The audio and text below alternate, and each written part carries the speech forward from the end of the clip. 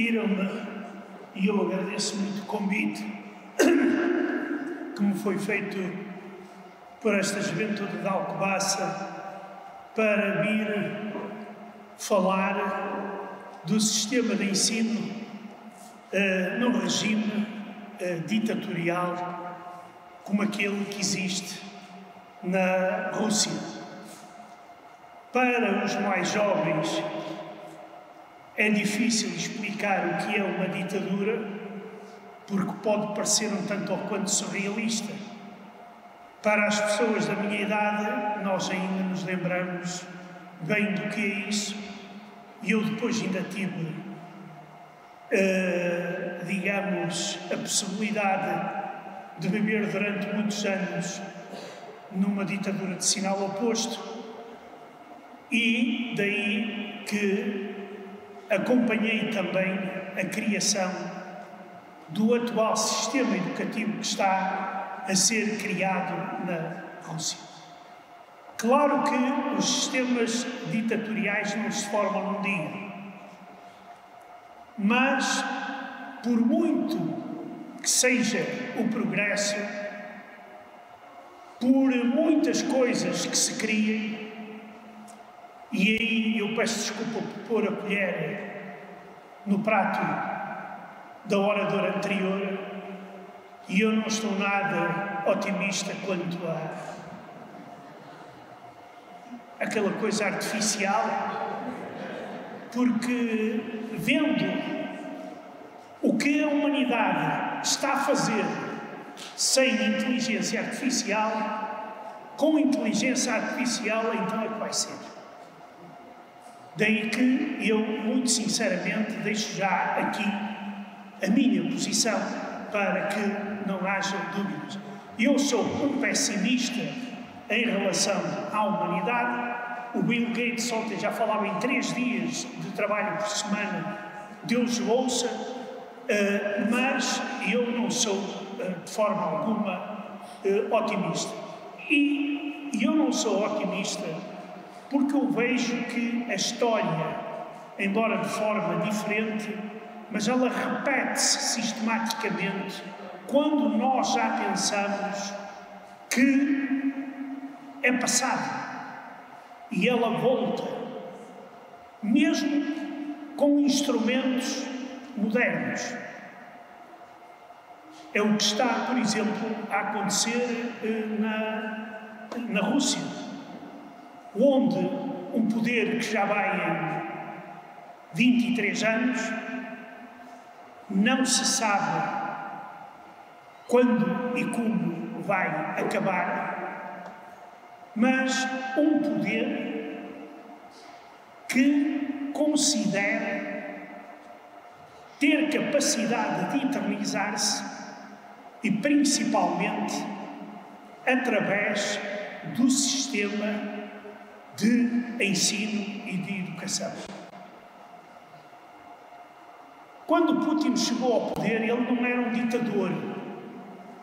Quer dizer, nós sabíamos que ele era daquelas flores que não se cheiram. Mas, daí até a ditadura, também foi necessário pouco tempo para constatar que é isso que ele quer e é nisso que ele aposta. Começa com a repressão e a falta de liberdade de imprensa. Isto também é passo a passo. Começa-se por prender, digamos, os mais diretos adversários e vai-se alargando o ciclo da intolerância, fazendo encher as prisões ou as casas mortuárias ou as agências de viagens com aqueles que discordam. Este é, sem dúvida, o primeiro passo que Putin conseguiu fazer, controlar a imprensa. Isto não obstante, por exemplo, nós podem me perguntar, aliás, mas como é possível controlar a imprensa e a liberdade de pensamento na época da internet?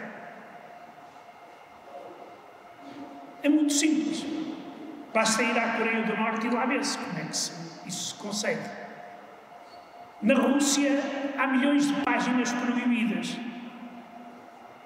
ou de acesso restrito. E isto aqui significa que o poder continua a ter capacidade de controlar a sociedade, tanto mais quando a sociedade não está bem estruturada do ponto de vista político, do ponto de vista organizativo, social, etc.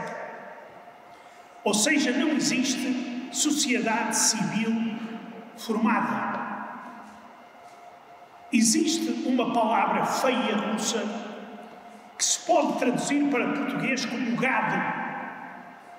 Gado são as pessoas, ou seja, são os carneiros que têm que ser conduzidos porque sozinhos podem perder-se. São como as crianças que não são capazes de viver sozinhas, têm que ter por cima o chamado paternalismo. E isto aqui é também uma forma de controle da sociedade. Depois nós temos uma fórmula maravilhosa. Os russos têm uma frase que eu acho que é das coisas... Há frases que valem mais do que livros de filosofia todos juntos. E uma dessas frases é a seguinte.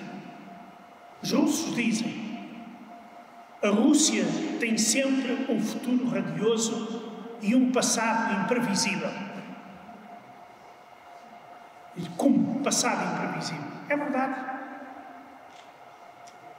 Um dos sustentáculos de um governo ditatorial é rever a história de forma a que ela sirva os interesses das fábulas defendidas pelos dirigentes.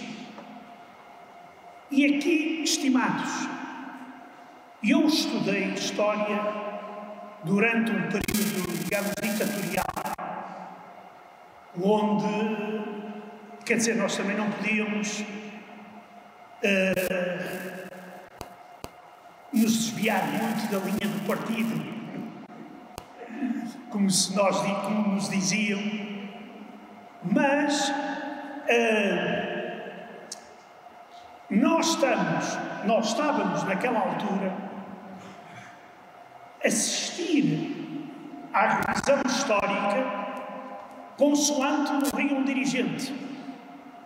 O dirigente seguinte havia de pôr a colher na história e mudar. Por exemplo, o Sr. Brezhnev, que foi um dos últimos secretários-gerais do Partido Comunista, que durante a Segunda Guerra Mundial teve algum papel durante a guerra como comissário político, mas chegou ao fim da vida em que nós aprendíamos que a Segunda Guerra Mundial dependeu quase do homem.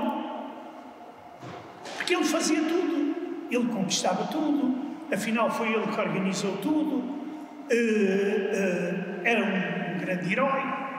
Começam-se a publicar livros tipo Aventuras de Tintim, em que Brezhnev faz isto, Brezhnev faz aquilo. E o que é que nós temos? Temos um culto da personalidade, mas que é feito distorcendo a história. Ora, eu não defendo que a história seja uma coisa completamente imóvel. Há factos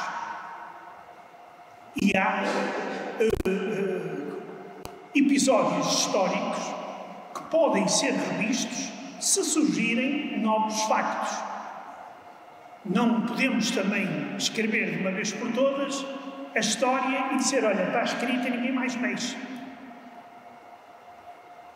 Neste caso, depende da vontade do Sr. Putin.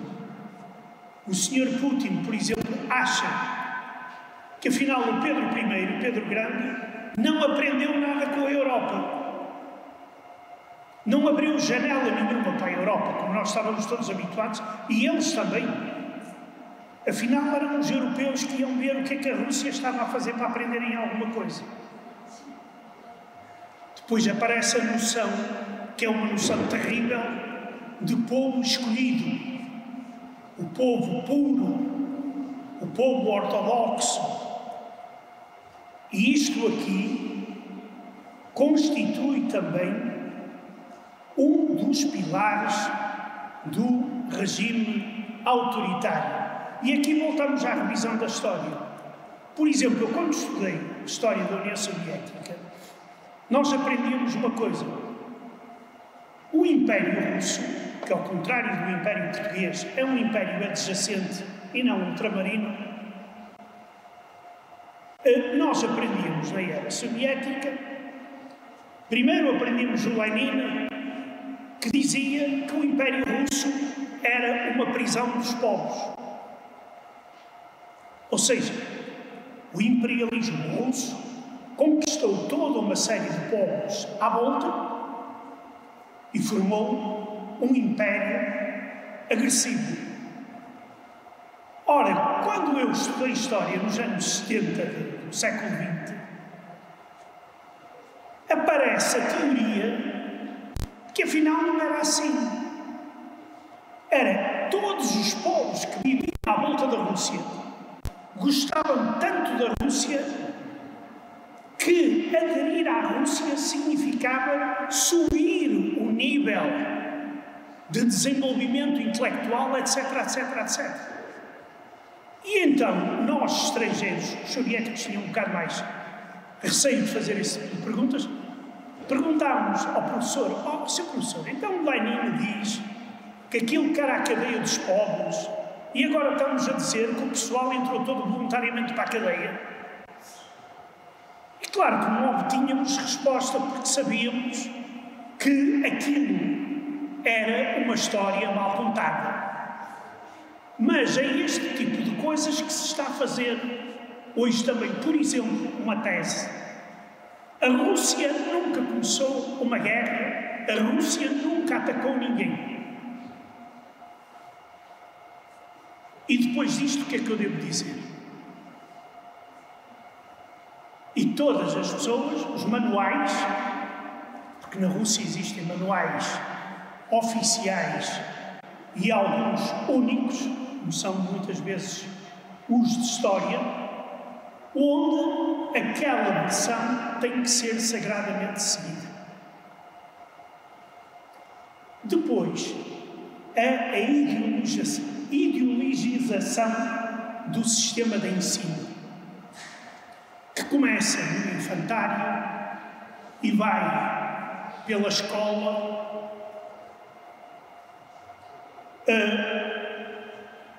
pregando aquilo a que alguns dirigentes, nomeadamente Putin, muito gostam de falar, são chamados valores tradicionais. Ou seja, desde mais ou menos meados do século XIX, que pensadores nacionalistas russos consideravam que o Ocidente estava a decompor-se, a deteriorar-se. Era uma espécie de Sodoma e Gomorra. Basta ir ler os pensamentos do grande escritor Fyodor Dostoiévski para vermos o que é que ele pensava do Ocidente. O Ocidente era um ântrio de pecado. E a salvação estava na Rússia. Claro que, se nós vamos ver a biografia de Dostoiévski, aquilo não era bem assim. O homem era um viciado em jogo, roubava o dinheiro e o ouro à mulher para ir jogar nos casinos alemães, etc, etc. Mas Estimados, escrevia coisas bonitas. E quando se escrevem coisas bonitas, as pessoas tendem a esquecer quem é a personalidade na realidade. Putin é a mesma coisa. Ele diz, para o ano vai ser o ano da família. E eu pergunto, de que família? Só se for da família do Putin. Porque primeiro, ou das famílias do Putin, porque ele tem não sei quantas amantes e não sei quanto, é divorciado, tem filhos legítimos e etc. Bem, nós também não nos podemos queixar muito que nós tínhamos reis que era a mesma coisa também. Iam todos os dias à igreja, mas faziam filhinhos que nunca mais acabavam. Mas isso aí, pronto, é outra temática. Ou seja, e a tentar impor estes valores, por exemplo, um valor muito discutível, mas que na Rússia vai acabar por imperar, que é a proibição quase total do aborto, por exemplo. Além de aparecerem dirigentes, e entre eles senhoras, que dizem que as mulheres não necessitam de ir para a universidade. As mulheres servem para uma coisa, fazer filhinhos. E aqui nós temos também a militarização do sistema educativo. Principalmente num país em que os dirigentes se lançam numa aventura como foi a invasão da Ucrânia. Esta guerra serve de catalisador e de acelerador de todos estes processos de que eu falei. A guerra é ideal para se criar inimigos. A culpa não é nossa. Putin repete isto sistematicamente. Não fomos nós que começaram a guerra. Foi a NATO. Não somos nós que não queremos acabar com a guerra. Nós queremos. Eles é que não querem. Claro que o Putin não diz em que condições em que ele quer acabar a guerra. Mas isso aí é outra. E então o que é que nós temos? É ensinar, meter na cabeça das crianças a doutrina da morte pela pátria, que alguns dizem ser patriotismo, mas que não é patriotismo. É o culto da morte, morrer pela pátria. Claro que os ortodoxos russos têm um problema se comparado com os muçulmanos. É que os muçulmanos têm 77 virgens à espera deles, os mártires. Os ortodoxos parece que a farturinha não é tanta. Daí que temos que ver que... eu já estou a pisar pronto, já estou aqui. Olha, a militarização. Então nós vemos criancinhas no jardim de infância a montarem e desmontarem pistolas automáticas, andarem vestidinhos de soldadinhos, etc, etc. E isto aqui é extremamente perigoso porque transmite a ideia de que o outro é inimigo. O outro quer nos fazer mal. E isto aqui pode depois necessitar de séculos para se tratar de uma doença destas.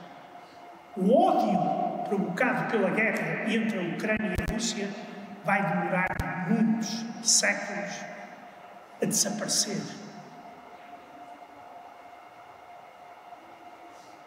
Depois, aqui temos o problema que é o papel das religiões.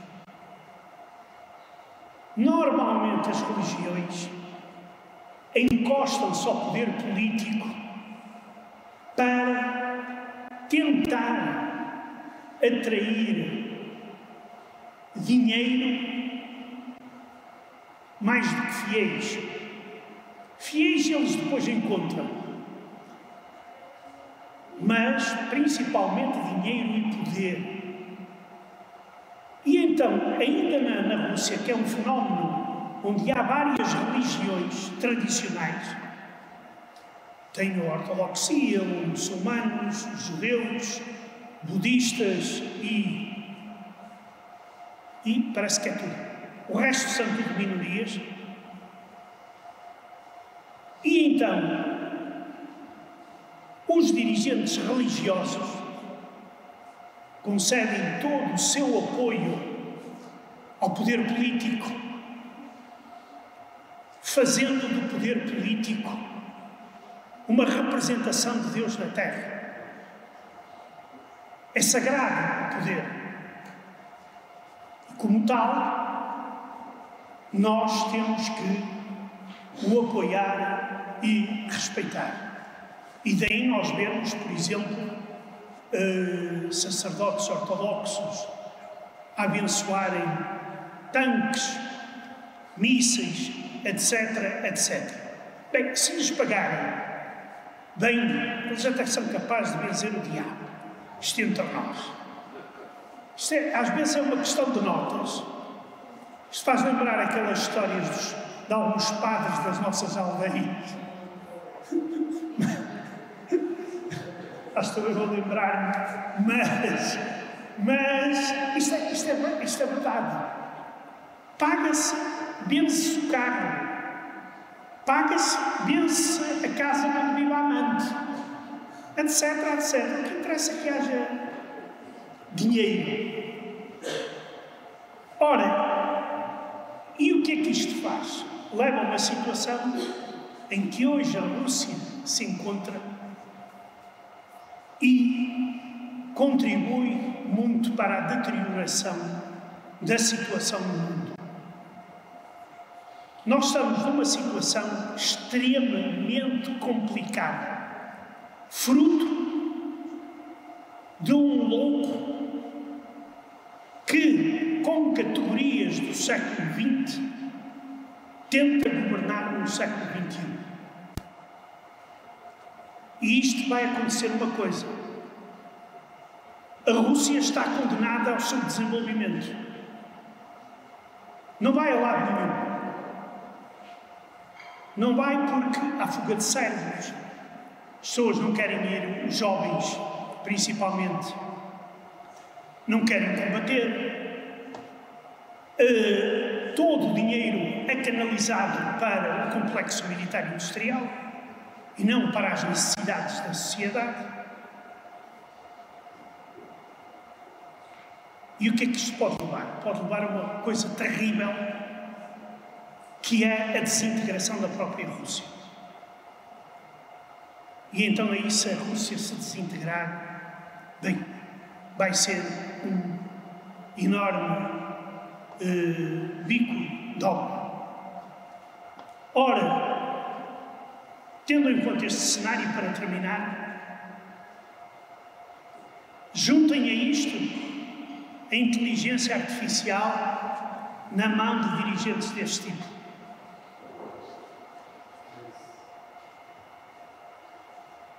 Junta.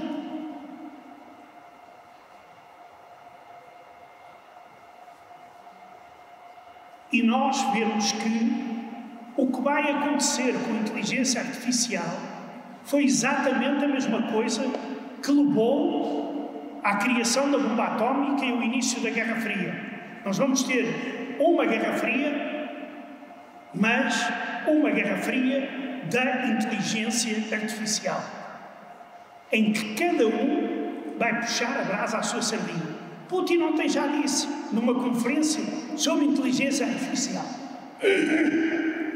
nós não podemos permitir, diz ele, a criação de uma inteligência artificial xenófoba. E o que é que ele quer dizer com isto? Porque, diz ele, os anglo-saxónicos estão a preparar a inteligência artificial baseando-se na língua, no inglês e nas línguas próximas. E ele conclui. E o que é que acontece? Nós, os russos, vamos ficar de fora. Porque aquela inteligência artificial vai ser xenófoba. E por isso o que é que nós vamos ter que criar? A nossa inteligência artificial, russa, que eu não sei se também vai ser mais ou menos ortodoxa ou mais ou menos pura, mas isto para vos dizer o seguinte, estimados, nós temos que olhar para o mundo com muito cuidado. E a mim não me preocupa o meu futuro. A mim preocupa-me o futuro dos meus filhos, dos vossos filhos, dos meus netos, dos vossos netos. É tudo. Obrigado.